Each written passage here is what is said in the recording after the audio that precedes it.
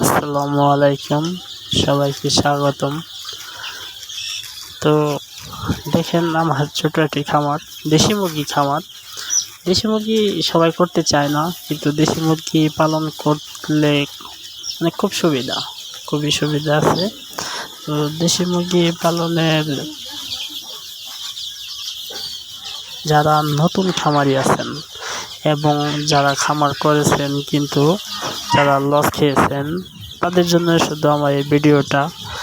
তো দেখেন, আমার এই মুরগির বাচ্চাগুলো কত সুন্দর খেলছে, ঘুরতেছে, খাইতেছে, একদম সুস্থ সবল ঝরঝরা, কত সুন্দর বাচ্চাগুলো। তো এরকম সবারই হবে, হবে না এমন কোনো কথা না, সবারই হবে। তবে তার বোর্ডিং সম্পর্কে এবং মেডিসিন সম্পর্কে, কখন কোনটা দিতে হবে, কিভাবে বোর্ডিং করতে হবে, কিভাবে মেডিসিন দিতে হবে, কতটুকু দিতে হবে, কি মেডিসিন দিতে হবে, কবে কখন ভ্যাকসিন করতে হবে, এই সকল কিছু জানতে হবে। না জানলে লস খাওয়ার সম্ভাবনা বেশি। তো আপনাদেরকে যেহেতু আমি মুরগি লালন করি, আমার একটা বাচ্চারও সমস্যা হয় না। আশা করি আপনাদের সমস্যা হবে না।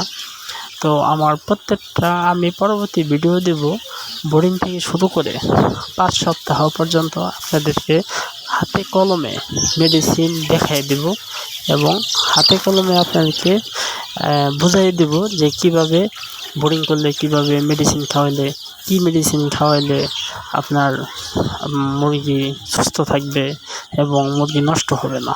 সেগুলো সব কিছু A to Z আপনাদেরকে শিখিয়ে দেব।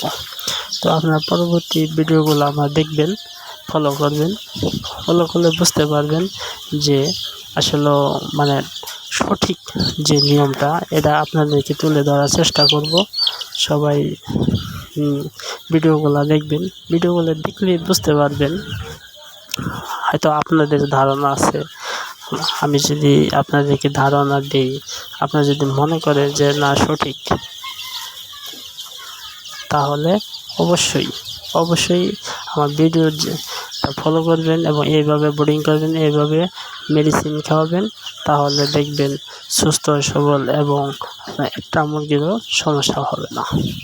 তো আসলে সব মেডিসিন আপনারা হয়তো অনেকেই এলোমেলোভাবে মেডিসিন দেন, কোনটা কখন দিতে হবে হয়তো জানেন বা জানেন না, হয়তো কাউকে পরামর্শ নেন, এলোমেলো একটা মেডিসিন দেন, যার ফলে সঠিক আপনার হতে পারে না।